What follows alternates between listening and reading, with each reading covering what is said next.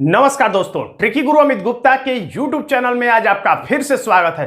दोस्तों, आज की इस वीडियो में मैं आपको बताने वाला हूं कैलेंडर के जन्मदिन वाले प्रश्नों को हम मुंह तरीके से बिना रफ और बिना पेन के 2 सेकंड में कैसे सॉल्व करें। इससे ठीक पहले मैंने एक वीडियो बनाया था जिसमें कैलेंडर के जन्मदिन वाले प्रश्नों को मैंने जेड ट्रिक से सॉल्व करने का ट्रिक बताया था, जिसमें कि 5 या 10 सेकंड लगते थे और उसमें हम एक जेड बनाते थे और उसमें सबसे छोटा अंक यहाँ पर, सबसे बड़ा अंक यहाँ पर, उसके बाद इसका जोड़ा यहाँ पर और इसका जोड़ा वाला अंक यहाँ पर लिख के इन दोनों के बीच में जो अंक आता था उसे ही हम आंसर मान लेते थे। आप चाहें तो उस वीडियो को देख लीजिएगा। लेकिन आज के इस वीडियो में मैं आपको बताऊंगा कि 5 या 10 सेकंड नहीं बल्कि सिर्फ 2 सेकंड में बिना रफ और बिना पेन के और बहुत ही पलक झपकते ही आप उत्तर दे सकते हैं। और जब बिना पेन और रफ के प्रश्न का उत्तर जब आप देते हैं तो आपका बहुत ही ज्यादा अमूल्य समय बच जाता है और आप पेन का इस्तेमाल नहीं करते हैं। तो आइए हम उन्हीं 2 प्रश्नों को फिर से लेते हैं और देखते हैं हम और भी ज्यादा कम समय में प्रश्नों को कैसे सॉल्व कर सकते हैं।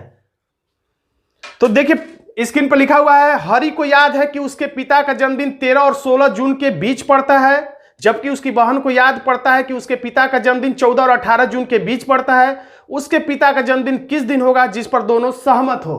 तो ऐसे प्रश्नों में ऑनलाइन परीक्षा दे रहे हैं तो कंप्यूटर स्क्रीन पे, अगर ऑफलाइन दे रहे हैं तो आपको अपने पेपर पे देखना चाहिए कि कौन कौन सी डेट लिखी हुई है।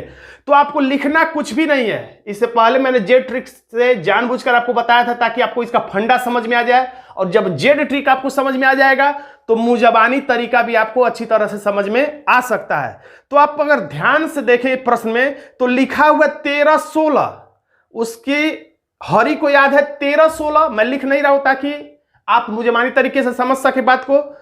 हरि को याद है 13-16 और उसकी बहन को याद है 14-18। तो बस आपको करना यह है कि सबसे छोटे वाले अंक को काट दें मन में और सबसे बड़े वाले अंक को भी मन में काट दें, यानी इन दोनों को कैंसिल कर दें मन में। आपको ये जेड बनाना नहीं है, मैंने आपको सिर्फ समझाने के लिए लिखा था।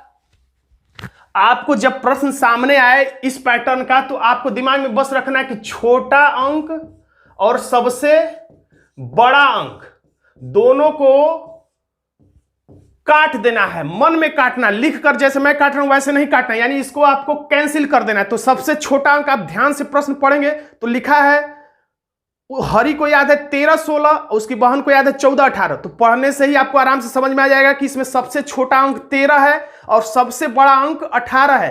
तो आप मन में ही 13 और 18 को कैंसिल कर दीजिए, यानी उस पर ध्यान न दीजिए, न 13 पर न 18 पे। तो अब कौन से अंक बचे? 16 और 14, 2 अंक बचे। तो बस आप 16-14 के बीच में कौन सा अंक आएगा? तो दोनों के बीच में आएगा 15। 14 और 16 के बीच में आता है 15, तो यही हमारा आंसर हो जाएगा। आंसर हो जाएगा बी।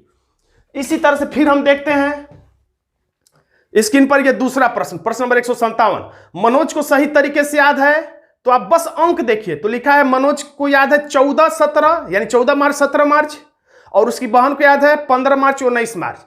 तो सिर्फ आप अंक देखिए 14-17 और एक के हिसाब से 15-19। तो आपको समझ में आ गया कि सबसे छोटा अंक 14 है और सबसे बड़ा अंक 19 है। ये सब आपको लिखने की जरूरत नहीं है, सिर्फ मन में ही आप 14 और 19 को कैंसिल कर दीजिएगा, यानी अपने दिमाग से हटा दीजिएगा और उसके बाद देखिएगा कि कौन सा अंक बचा है। तो जब 14 सबसे छोटे अंक और सबसे बड़े अंक 19 को आप हटा देंगे तो दोनों में कौन सा अंक बचा है? तो एक में 17 बचा और एक में नीचे वाले में 15 बचा। तो 17 और 15 बचा, तो 17 और 15 के बीच में कौन सा अंक आता है? तो 17 और 15 के बीच में 16 आता है। तो हमारा आंसर हो जाएगा विकल्प बी, 16 मार्च।